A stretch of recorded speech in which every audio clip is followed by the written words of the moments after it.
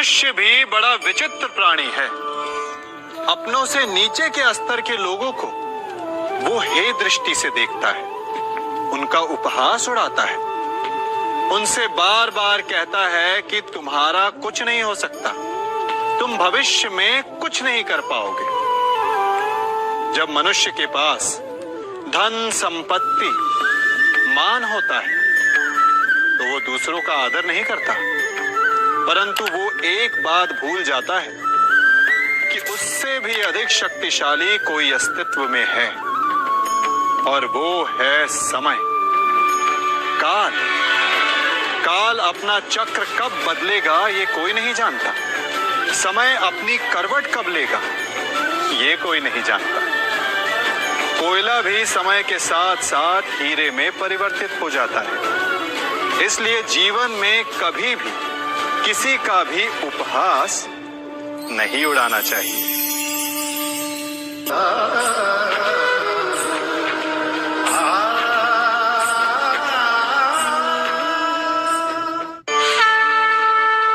गर्व, अभिमान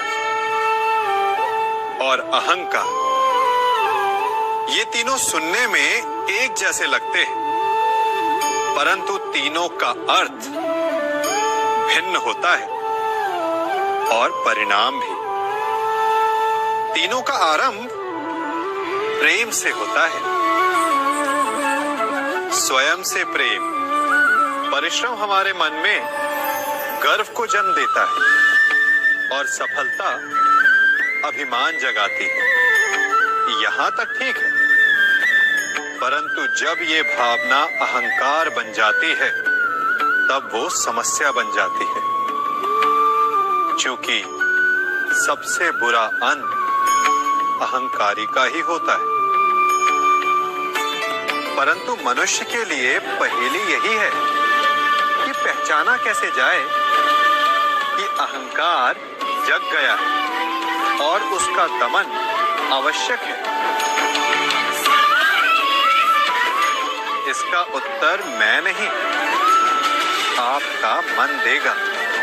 जब तक आप स्वयं से प्रसन्न हैं, जब तक आप सबसे ऊंचा उठने का प्रयास कर रहे हैं, तब तक ठीक है। परंतु जब आपके मन में दूसरों को नीचा समझने का भाव आ जाए तो सावधान हो जाइए, क्योंकि यही अहंकार है जो वास्तव में आपको हीन कर रहा है।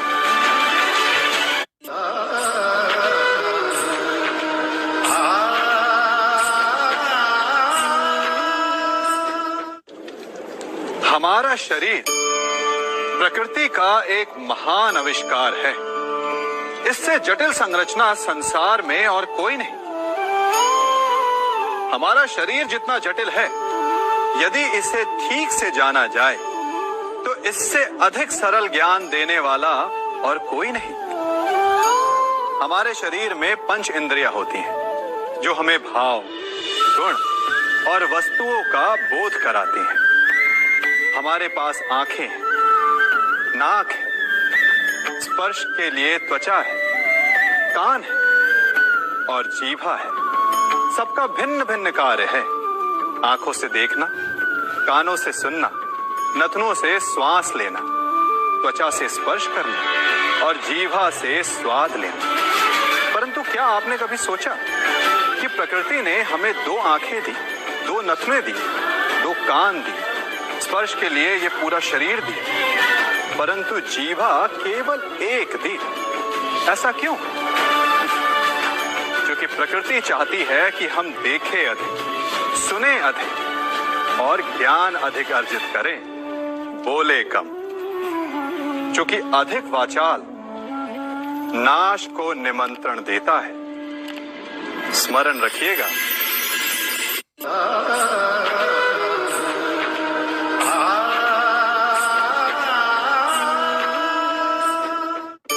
मनुष्य की सबसे बड़ी दुर्बलता क्या होती है? सोचिए। धन, प्रेम, अहंकार। मनुष्य की सबसे बड़ी दुर्बलता होती है उसके रहस्य। चाहे आप कितने भी शक्तिशाली क्यों ना हो, कितने भी प्रबल क्यों ना हो, परंतु उसके रहस्य उसके नाश की चाबी होती है। इसलिए यदि प्रबल रहना है, शक्तिशाली रहना है, समर्थ रहना है, तो अपने रहस्य को किसी को भी ना बताएं, ना मित्र को और ना ही शत्रु को, क्योंकि समय पड़ने पर कब कौन शत्रु हो जाए ऐसा कहना संभव नहीं। विभीषण को रावण के अमृत कुंड का ज्ञात था, इसीलिए प्रभु श्री राम रावण का वध करने में सफल हो सके। इसलिए उचित यही है कि आप अपने रहस्य को स्वयं तक ही सीमित रखें।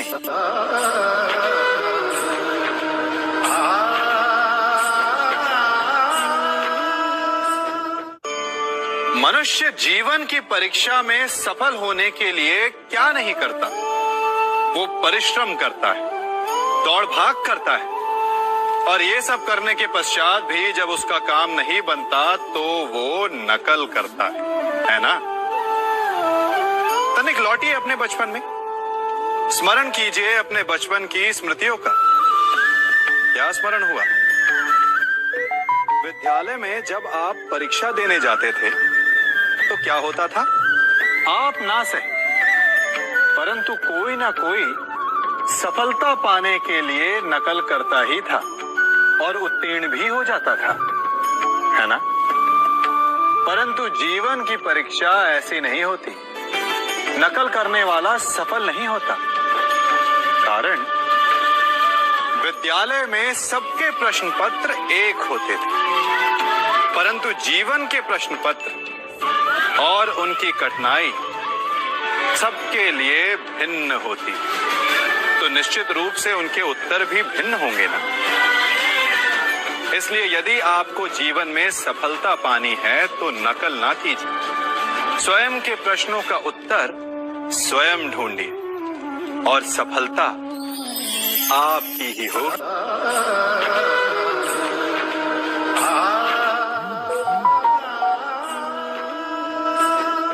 जब सागर का जल वाष्प बनकर उड़ता है तब वो हमें दिखाई नहीं देता। मेघ उस जल को अपने भीतर छिपा लेते हैं, लंबी यात्रा करते हैं, प्रयास करते हैं कि वो जल सदा उनके भीतर छिपा रहे, परंतु जब वायु का वेग उन्हें उड़ाकर किसी पर्वत से ले जाकर के टकरा देता है तब उन मेघों को बरसना ही पड़ता है, क्योंकि यही नियति है, यही प्रकृति है। क्योंकि जल को सागर में जाकर मिलना ही है। ठीक ऐसा ही हमारे साथ भी होता है। हम सत्य को अपने मन के मेघों में चाहे जितना छिपाने का प्रयास कर लें, परंतु समय की आंधी उसे वास्तविकता के पर्वत से ले जाकर के टकराकर हमारे समक्ष ले ही आती है। जिस भय के कारण आप सत्य को सामने नहीं लेकर आना चाहते, एक दिन वही भय हमारे समक्ष आकर खड़ा हो जाता है और फिर हम लाचार हो जाते हैं, क्योंकि हमने उस भय का सामना करने की तैयारी नहीं की होती। इसलिए सत्य से भागे नहीं, उसे छिपाए भी नहीं, उसे स्वीकार करें। भविष्य की बड़ी विपत्ति से बच जाएंगे।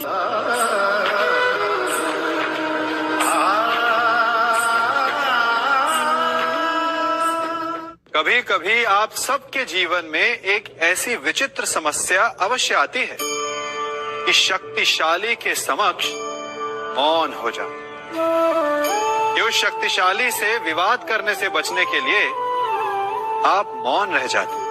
मानता हूं ऐसा करने से आप एक विवाद से बच जाते, एक संघर्ष से बच जाते, परंतु ऐसा बचाव एक बड़े संघर्ष को जन्म दे देता है। कैसे? हमारा मौन रहना अनजाने में उसका समर्थन बन जाता है और वो स्वयं को अधिक शक्तिशाली अनुभव करता है और यहां से हमारा दमन प्रारंभ हो जाता है। एक के बाद एक हम अन्याय में अनचाहे रूप से सम्मिलित होते चले जाते। तो इसका तोड़ क्या है? ये समझने के लिए ये जानना आवश्यक है कि ऐसी कौन सी बात है जो आपको विरोध करने से रोकती है। ये सामने वाले की शक्ति नहीं जो आपको रोकती है, या आपके भीतर छिपा भय है जो आपको रोकता है। हाँ, कभी कभी भय आपकी सुरक्षा अवश्य कर सकता है, परंतु साथ साथ ये भी जानना आवश्यक है कि ये भय ही है जो आपको मौन भी रखता है। इसलिए अपने मन से भय को निकालिए और खुलकर अनीति का, अन्याय का विरोध कीजिए, और फिर देखिएगा आपका मन कितना मुक्त, कितना हल्का अनुभव करेगा।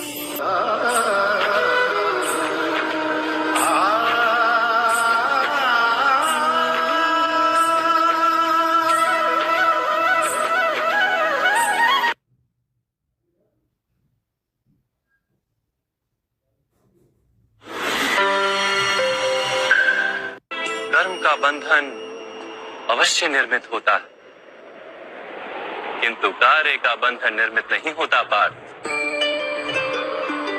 तुम्हें कर्म और कार्य के बीच क्या भेद है, ये जानना आवश्यक है। सभी कर्म कार्य, किंतु सभी कार्य कर्म नहीं। कर्म उस कार्य को कहते हैं जिसके साथ फल की आशा जुड़ी हो। मनुष्य जब भी सुख की, संपत्ति की, प्रशंसा की आशा रखकर कोई कार्य करता है तो वो उस कार्य के फल से बंध जाता है। जब किसी कर्म को फल की आशा से किया जाए तो उसे सकाम कर्म योग कहते हैं, और जब किसी कर्म को बिना किसी फल की आशा से किया जाए तो उसे निष्काम कर्म योग कहते हैं। इसी कारण से उसे बार बार जन्म लेना पड़ता है। वास्तव में मनुष्य को कोई कर्म नहीं बांधता, उस कर्म से जुड़ी आशाएं उसे बांधती।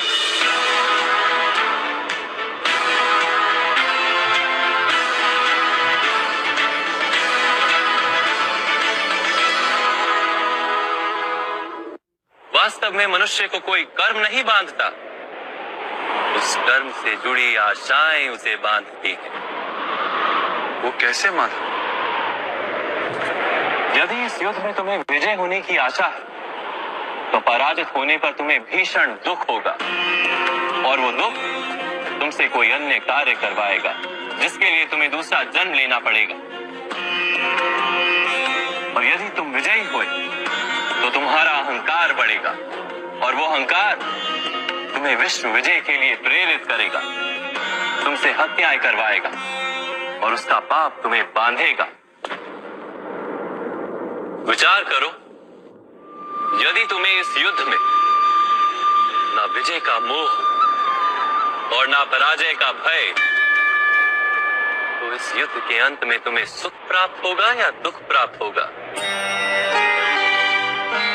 ना सुख माधव, ना ही दुख। अर्थात तुम्हारा सुख, दुख, हताशा, निराशा, अहंकार युद्ध के कारण नहीं है। युद्ध के साथ तुमने जो आशाएं बांधी हुई हैं, उसके कारण है। क्या ये सत्य नहीं है पार्थ?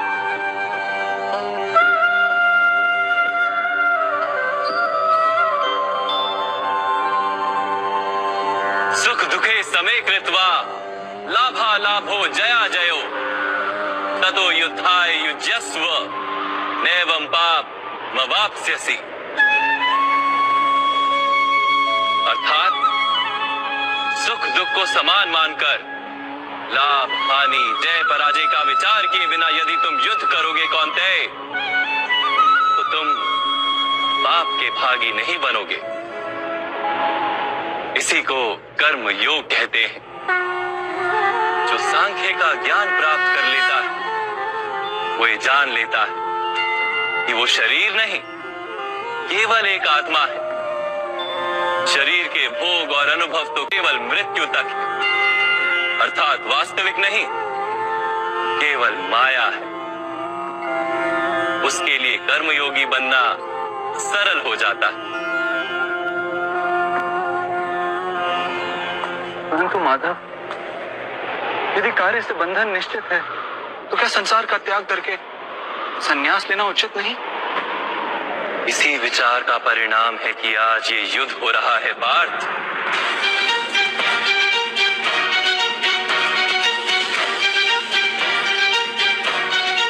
विचार करो, जब सत्व गुण से भरे धर्म को जानने वाले लोग कर्मों का त्याग करते हैं, तब अधर्म से भरे लोग भी संसार को चलाते हैं।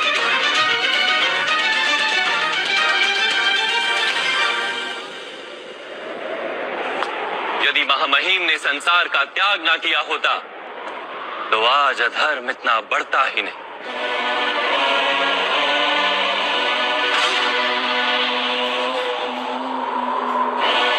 और तुम्हारे पिता ने यदि संन्यास ना लिया होता तो आज भ्राता युधिष्ठिर सुख से राज कर रहे होते।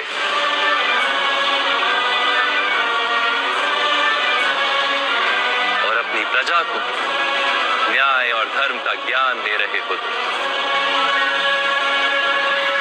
किंतु दुखदायक बात तो यह है पार्थ कि सत्व गुण से भरे मनुष्य ही संसार को लाभ दे सकते हैं, किंतु वो ही संन्यास का विचार करते हैं। जैसे जल तो भाप बनकर उड़ जाता है और कीचड़ वहीं पड़ा रहता है, वैसे सत्वगुणी सज्जन लोग तो संसार का त्याग कर देते और तमस से भरे अधर्मी लोग संसार में कार्य करते हैं। इसी कारण से संसार में पाप और अधर्म बढ़ता है।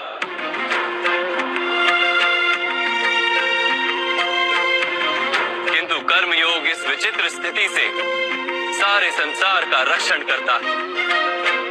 कर्मयोगी फल की आशा का त्याग करता है, किंतु कर्मों का त्याग नहीं करता।